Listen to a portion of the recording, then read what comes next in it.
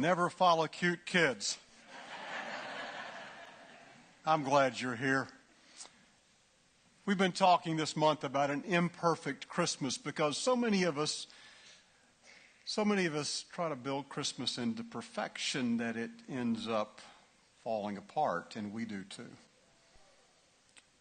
But the first Christmas was imperfect. And tonight we're going to talk about the place.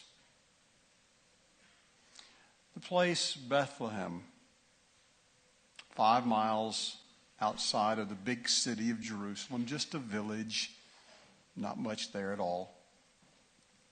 But that's the place where God's Son is born. It's an imperfect place. I was born at St. Mary's Hospital in Knoxville, just off North Broadway. I found out in the early service there were other people born there besides me who were here. Anybody else born at St. Mary's besides me? Look at those. Bless you. Thank you. Well, you know, it's nice to be born somewhere, isn't it? Our sons were born there. Some of my family has passed into the presence of the Lord in that hospital. It's a wonderful Catholic hospital for decades. Care extended throughout the whole system. But you know how things go in healthcare these days, and the hospital got sold to somebody whose name I can't pronounce. And then I read the other day that it's closed. I can't go back to where I was born. I was kind of hoping they'd put up a plaque or something. Well, I can go back because it's going to be the new headquarters of the Knoxville Police Department. So I can go back if I'm in handcuffs.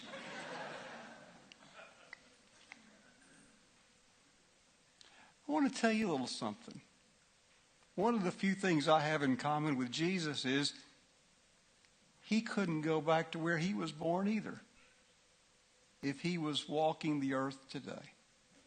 Because that 5 miles between Jerusalem and Bethlehem might as well be 1,000 or 10,000. Because there's this big wall. We've heard of walls lately, haven't we?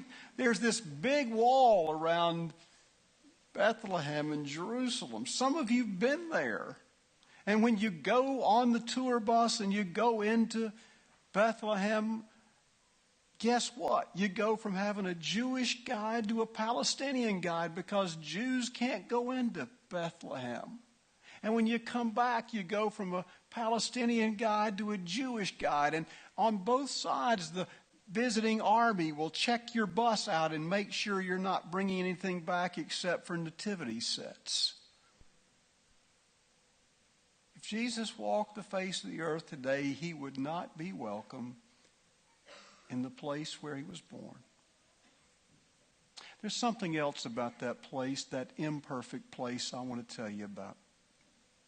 One of the words that describes the place where Jesus was born is a Greek word. It's the word ketaluma.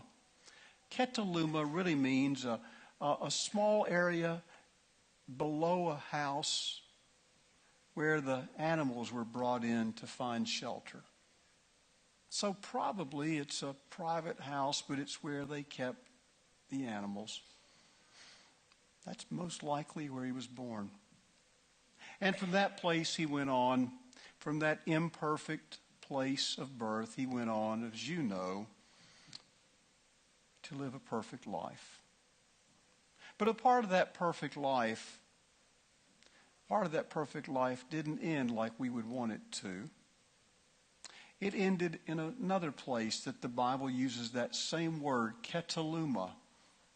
That word is also translated about the upper room. Remember the upper room, that place where he met with his followers the night before the imperfect ending to his life? And we know how that story goes, don't we? We know that what looked imperfect was actually perfect. And on Easter, all of that imperfection rolled into a perfect moment. that we sing about. We start singing about it tonight. 200 years ago tonight, one of my favorite Christmas carols was debuted. Joseph Mohr and Franz Gruber had worked together to put a melody and some words together. And Christmas Eve, 200 years ago tonight, the people of the small church where the organ wasn't working sang as Gruber played guitar and sang bass and Mohr sang tenor.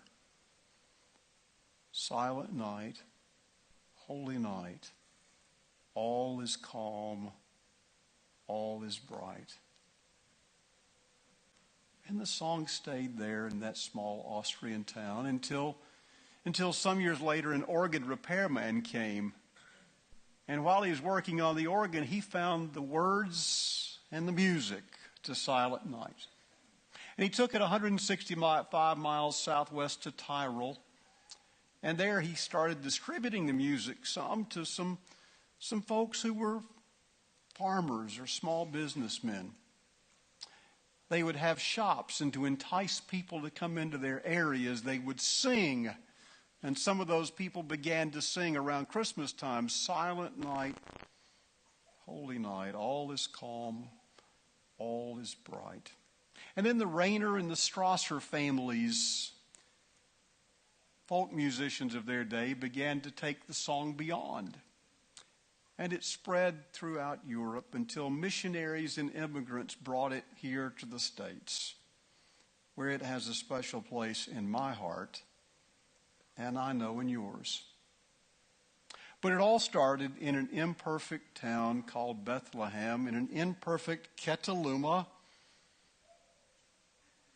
and it all ended not in a Ketaluma at all, but in an empty tomb. So when we sing in a moment, when we light our candles not only for the silent night, but for that splendid, joyous, perfect Easter morning.